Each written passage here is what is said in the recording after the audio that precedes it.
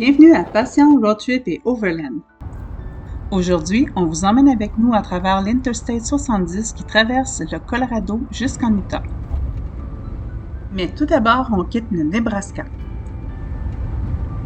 La découverte pour nous cette année de notre passage dans le Nebraska d'un nouveau relais routier avec station-service et dépanneur dont l'affiche nous a fait bien rire. Parce qu'en réalité, le Nebraska, c'est un peu ça, on se sent en plein milieu de nulle part.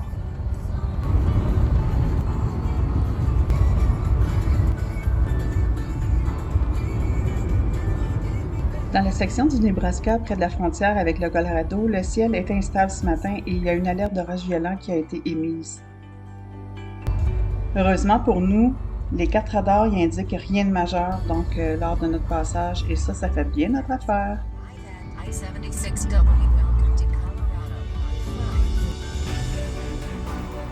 Ah, le Colorado, enfin! On aime tellement le Colorado! Des paysages grandioses à couper le souffle principalement, mais également l'arrivée imminente vers notre destination voyage principale qui est l'Utah, donc l'État voisin du Colorado. Donc le Colorado, lui, il est situé dans l'ouest des États-Unis et pourquoi on l'aime tant, c'est vraiment pour la diversité de ses paysages. Le Colorado, là, avec ses montagnes rocheuses et ses caps enneigés, c'est un gros wow sur toute la ligne. Bonjour tout le monde. Ce matin, on est parti d'Ogallala, au Nebraska.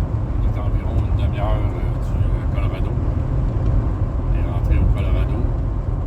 On va traverser le Colorado d'est en ouest en totalité aujourd'hui. Donc, un peu plus de 880 km au total pour la journée. Il en reste environ 750 km. La chaîne de montagnes que l'on voit au loin est celle des Rocheuses et au Colorado, elles sont majestueuses.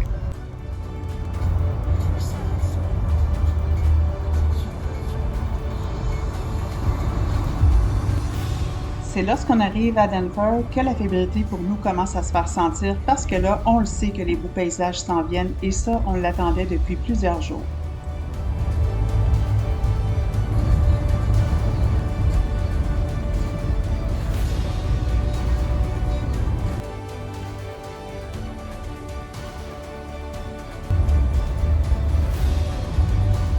C'est par la Interstate 70 que nous faisons notre entrée dans la chaîne de montagnes du Colorado.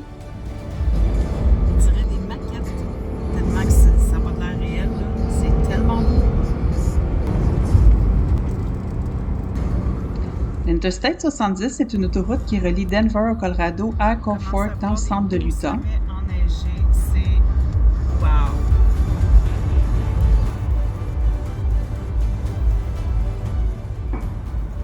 La vitesse moyenne sur cette autoroute-là est d'environ 130 km/h, sauf bien sûr dans les zones de réparation. On est sur la I-70 en direction de l'Utah. Aujourd'hui, on traverse le Colorado d'est en ouest. On a arrêté à Denver pour gazer et manger. Et là, on est dans la portion montagne du Colorado. Dans la portion wow. Aussi. Et point wow sur le gaz, parce que là, on s'en va vers le plus haut point qui va être, je me souviens plus combien de pieds, là, c'est dans le coin de 7 8 000, 9 000.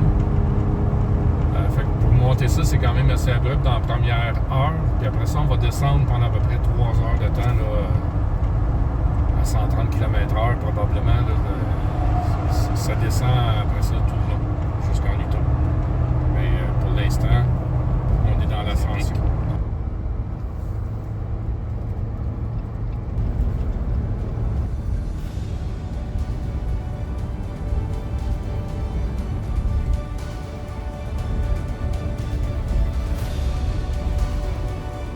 Cette section d'autoroute-là qui traverse le Colorado jusqu'en Utah est considérée comme une prouesse d'ingénierie, notamment à cause des tunnels et des viaducs construits dans un environnement montagneux.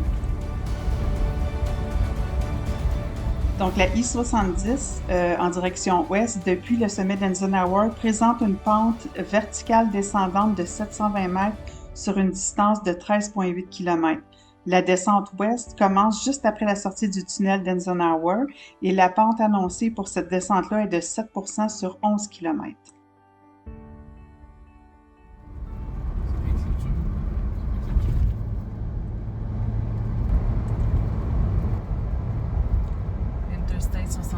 là, c'est wow! D'un bout à l'autre. C'est vraiment là quelque chose.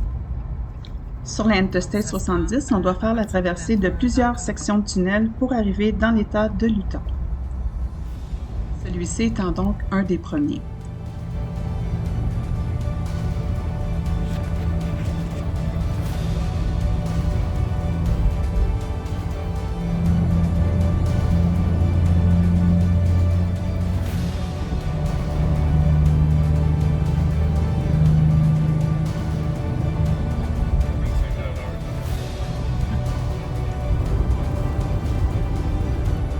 Au Colorado, en plus de traverser plusieurs villages où on retrouve des stations de ski, on traverse également des villages miniers où l'on peut observer de grandes structures.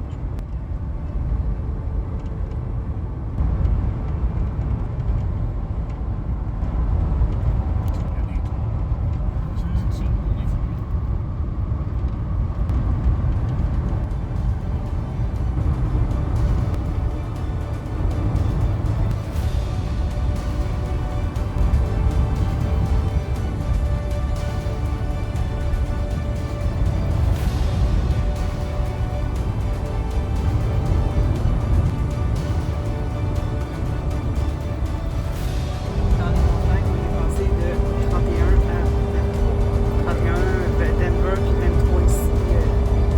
32, 33 litres au 100. Oui. 39 118 pieds. Ouais.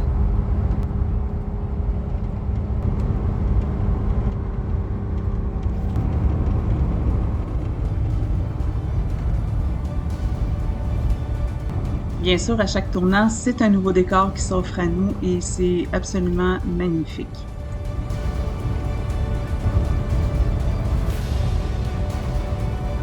On est rendu à 18 de température. On est haut dans Donc, on fait notre entrée dans le tunnel Eisenhower. Celui-ci mesure 2,6 km de long et est juché à une hauteur de 11 158 pieds. Ce qui en fait donc le plus haut tunnel routier et le plus long tunnel en hauteur d'Amérique du Nord. Hein?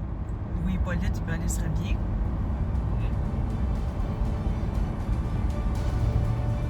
Donc, ce tunnel-là prend un bon 2-3 minutes à traverser.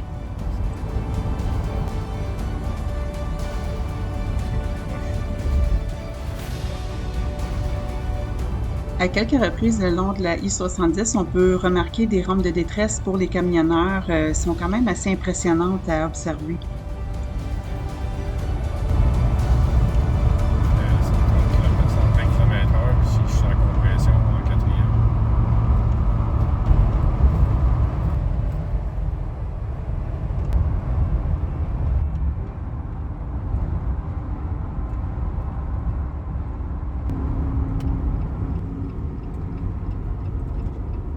Donc, on arrive dans la charmante petite ville de Frisco, au Colorado, qui est située dans le comté de Summit. Cette petite ville-là est connue comme la rue principale des Rocheuses pour son centre-ville animé et sa proximité des stations de ski.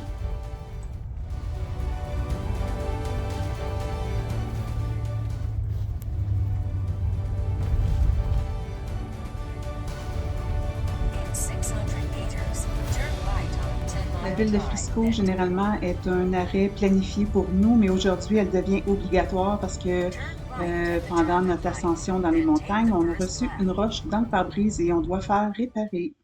Bon, ben, on a reçu une roche dans le pare-brise qu'on a fait changer 3 semaines avant le départ. It's a Jeep Things, comme on dit, ça fait partie de la game d'avoir un Jeep puis de se promener dans les montagnes où on peut recevoir des roches. Donc, on a trouvé un endroit ici pour 65 US.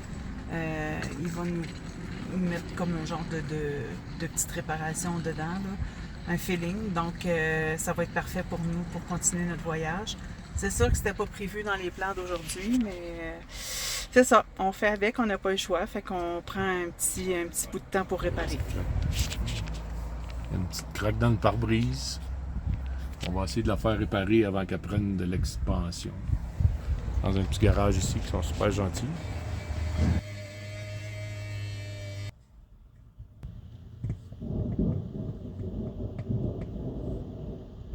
Donc, on a mis de la résine. On attend que ça sèche, ça prend 15 minutes. Malheureusement, on a une grosse orage qui s'en vient. Il commence à mouiller. Et puis, on espère que ça va être correct. Il faut attendre 15 minutes que ça sèche. Donc, avec ce qu'il a mis sur le dessus, on espère que ça va tenir le coup et que la petite araignée s'agrandira pas avec ses pattes. Donc, c'est ça. On met un genre de résine qui durcit avec une résine UV qui durcit avec la petite lumière UV. Comme un peu un plombage sur le dentiste, comme Zayden il me l'expliquait, c'est lui qui a réparé la fenêtre. Et voilà, c'est fait, ça paraît plus. Donc c'est terminé, puis on va avoir un beau pare-brise comme tout neuf. Donc on est à Frisco, on vient de faire réparer la fenêtre et là, il y a tout un orage, il y a eu des gros coups de tonnerre tantôt.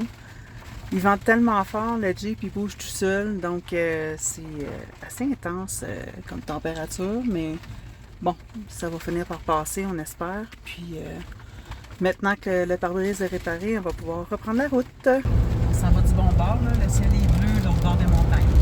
Ça devrait être pas si pire.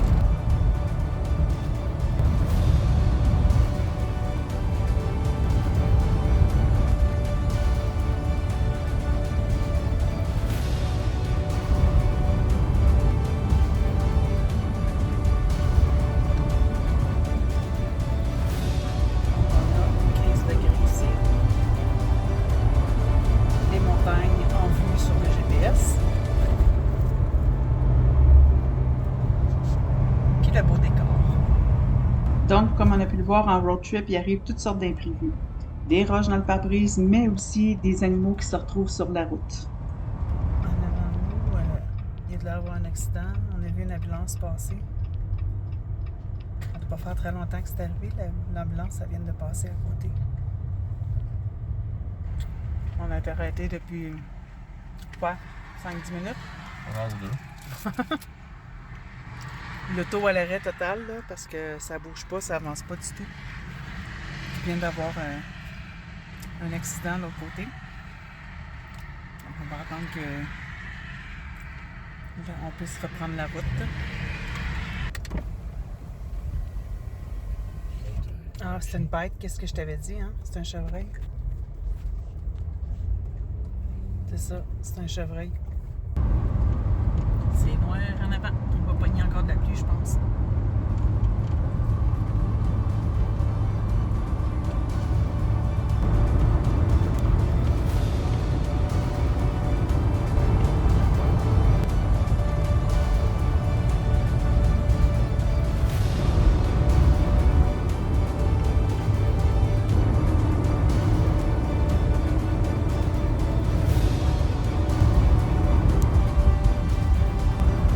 Plus on avance sur la I-70 en direction de l'Utah, plus on voit que le décor commence à changer. La sauge commence à être plus présente au sol et le paysage montagneux rougeâtre aussi. La pluie qu'on a en ce moment, ben, c'est ces petits nuages-là qu'on pogne.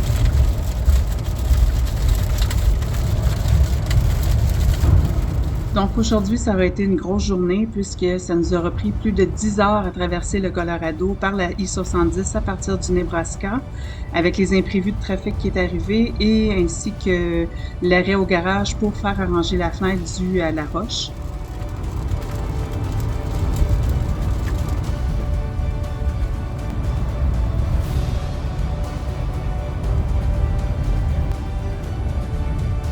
Alors oui, le paysage change et ça commence à être des paysages de Badlands qu'on aperçoit à travers les montagnes.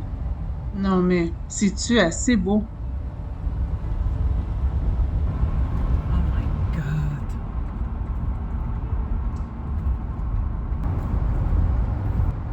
Malgré la pluie, le paysage demeure grandiose autour de nous et c'est tout à fait magnifique.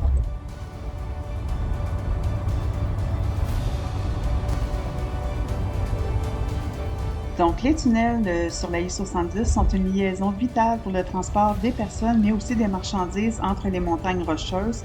Ça facilite le passage du versant est au versant ouest. Ça ajoute également au décor un petit côté spectaculaire.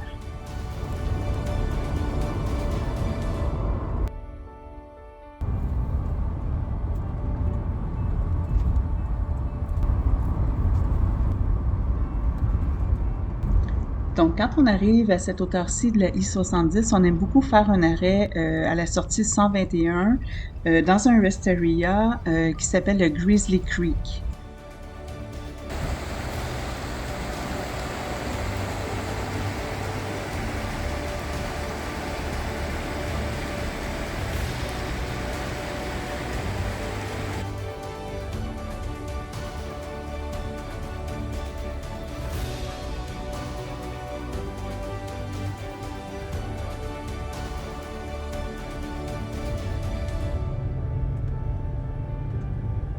Et oui, on traverse un autre beau tunnel.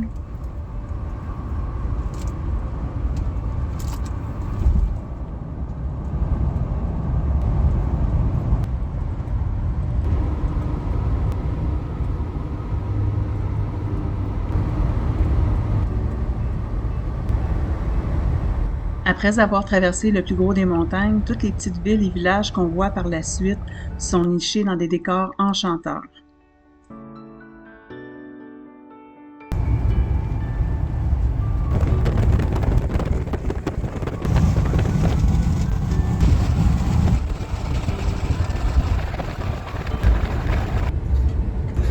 Quand on aperçoit ces parois rocheuses-là, qu'on sait qu'on approche de l'Utah, et là on devient encore plus fébrile, c'est tellement magnifique.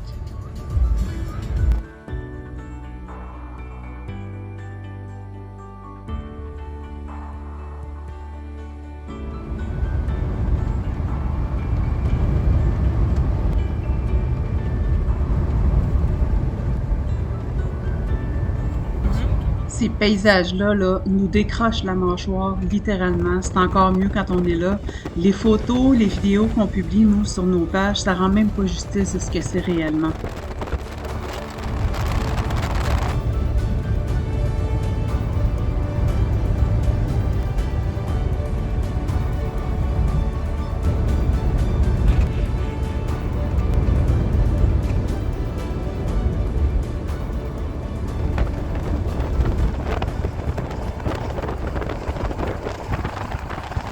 Faire la troisième ou quatrième fois qu'on passe là et on n'a pas assez d'yeux pour tout voir. C'est toujours comme si c'était la première fois. On est toujours émerveillé. C'est tellement magnifique.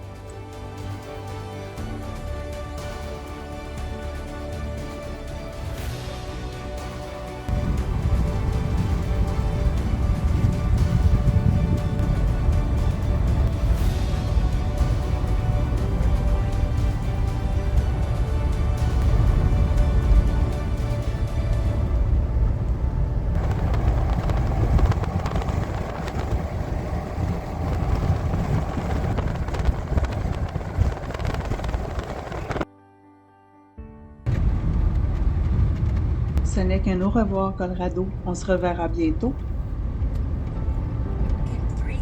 On arrive enfin à la destination qu'on aime tant, l'Utah. Notre destination chouchou, notre deuxième chez nous qu'on aime tant. Donc, c'est ici que le fun commence.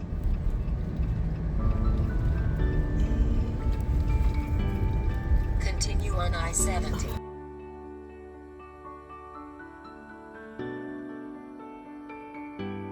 Vous aimez le contenu de nos vidéos? Faites-nous donc un petit like, abonnez-vous à notre chaîne YouTube, c'est gratuit, et partagez à vos familles et amis afin de nous faire connaître. Merci! Retrouvez-nous prochainement à la découverte de nouvelles BD art dans la San Rafael Swell en Utah.